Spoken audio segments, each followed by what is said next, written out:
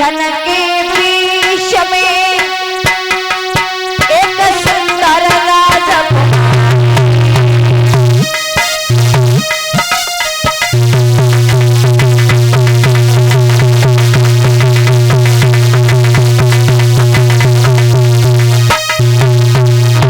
मेरे बाबा जिस समय महाराज शांतनु जी मुकुट को पहनकर घोड़ा पे सवार होकर के शिकार खेलने के लिए चले तो जंगल के बीच में उन्होंने क्या देखा, एक सुंदर सी राजकुमारी बैठी है।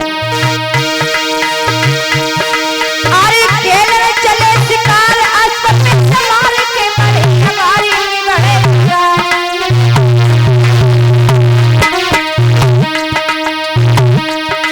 देखी वृक्षन के बीच में एक सुंदर राजकुमारी, देखी वृक्षन के बीच में एक सुंदर राजकुमारी।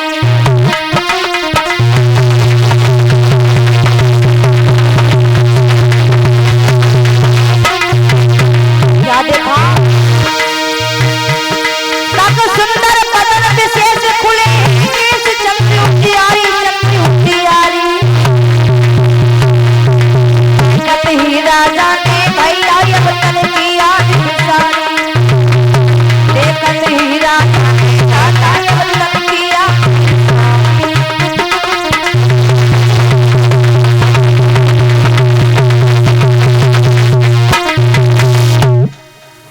महाराज शांतनु जी जब आगे बढ़ कर के गए तो क्या देखा, वृक्षों के बीच में एक सुंदर सी राजकुमारी बैठी है, जिसका बदन, जिसका चेहरा चंद्रमा की तरह चमक रहा था।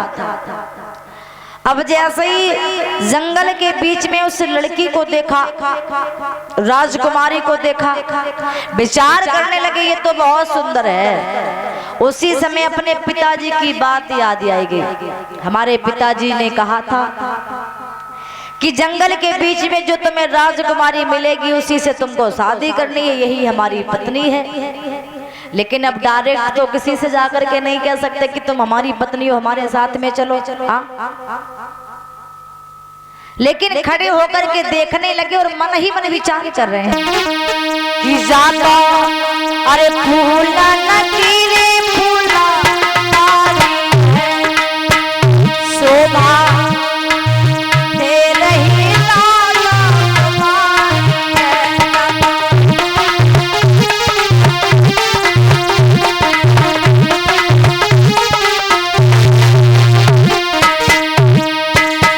जाता फूलन की फुलमारी है शोभा दे रही लाली कुमारी है।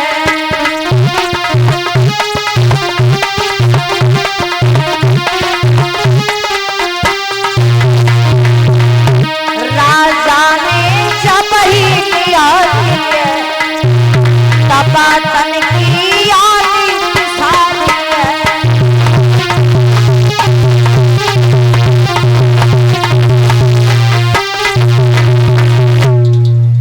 जैसे ही महाराज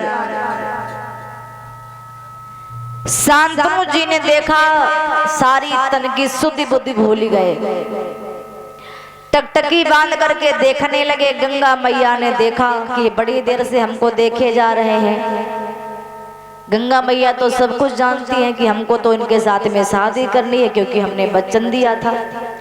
तो इशारा दे करके अपने पास में बुलाया, और जब इशारों में शांतनु महाराज को अपने पास में बुलाया, गंगा मैया बोली एक बात बताओ, हम इतनी देर से देखे जा रहे हैं कि तुम टकटकी बांध करके हमको देख रहे हो, आखिर बात क्या है, क्या मन में चल रहा है।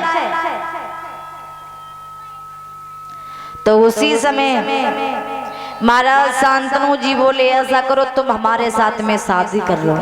क्यों? क्योंकि हमारे पिताजी ने हमें ये बात बताई थी कि जो जंगल के बीच में राजकुमारी मिल जाए उसी से शादी कर लेना। ऐसा करो तुम हमारे साथ में शादी करो। जब से तुम्हें देखा है तब से ये तन ये मन धन सब कुछ गवा बैठे हैं। सब कुछ वीरान सा लग रहा है। अगर तुमने हमारे साथ में शादी नहीं की तो हम जीवित नहीं रहेंगे, यहाँ से जाएंगे तो तुम्हें साथ लेकर के जाएंगे, और अगर तुम हमारे साथ में नहीं जाओगी तो हम भी अपने महलों में नहीं जाएंगे, यहीं इस जंगल में इस वन में रहेंगे। तो गंगा मैया ने कहा देखो हम शादी तो कर लेंगे, लेकिन मेरी कुछ शर्तें हैं। शादी तो करेंगे लेकिन शर्त यह है कि जब शादी करने के बाद में हम तुम्हारे साथ तुम्हारे घर में जाएं तो चाहे हम अच्छा काम करें चाहे बुरा काम करें, कुछ भी करें, लेकिन तुम हमें रोकोगे नहीं, टोकोगे नहीं। अगर जिस दिन तुमने हमें टोक दिया रोक दिया तो 22 दिन हम तुम्हें छोड़ करके चले जाएंगे। महाराज शांतनु बोले तुम्हें छोड़ करके हम यहाँ से अपने घर नहीं जाएंगे, अगर तुम्हारी जितनी भी शर्तें हैं तो हमें सारी शर्त मंजूर है, चाहे तुम अच्छा काम करो चाहे बुरा काम करो, चाहे खाना बनाओ चाहे नहीं बनाओ, यानी जो कुछ तुम्हारे मन में आए तुम वो सब करना, लेकिन हमसे शादी कर लो, हमें सारी शर्त मंजूर है। उसी समय महाराज प्रतीक ने गंगा मैया के साथ में वहीं पर वन के बीच में गंधर्व विवाह किया। शादी करने के बाद में महलों में आ गए।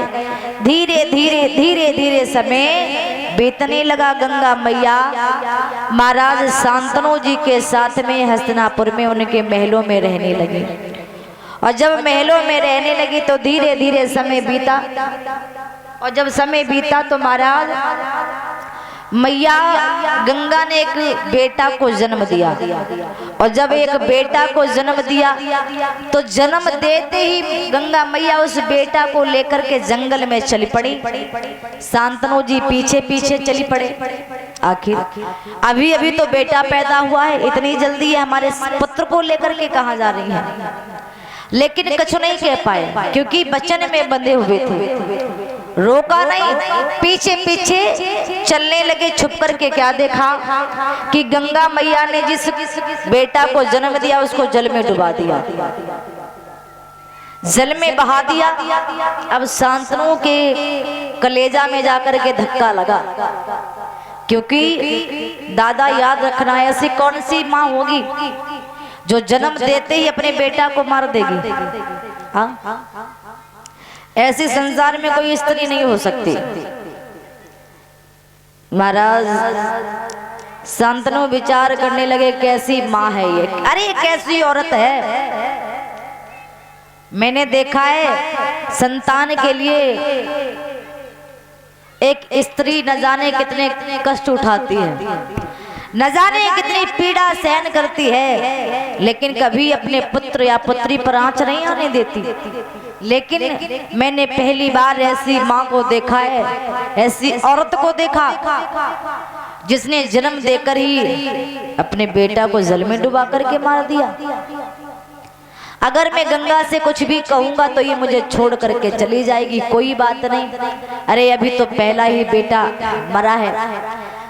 अगर गंगा महल में रहेगी तो बेटा दोबारा भी हो सकता है, लेकिन गंगा छोड़ के चली गई तो हम जिंदा नहीं रह पाएंगे, क्योंकि प्रेम में इतने अंधे हो चुके थे। मैंने देखा है नींद ना देखे टूटी खाट, भूख ना देखे रूखो भात, और प्रेम ना देखे धोबी को घाट। प्रेम अंधा होता है, प्रेम में कुछ दिखाई नहीं देता है। इधर महाराज शांतनु जी चुपचाप महलों में चले आए। धीरे धीरे समय गुजरा, दूसरी संतान पैदा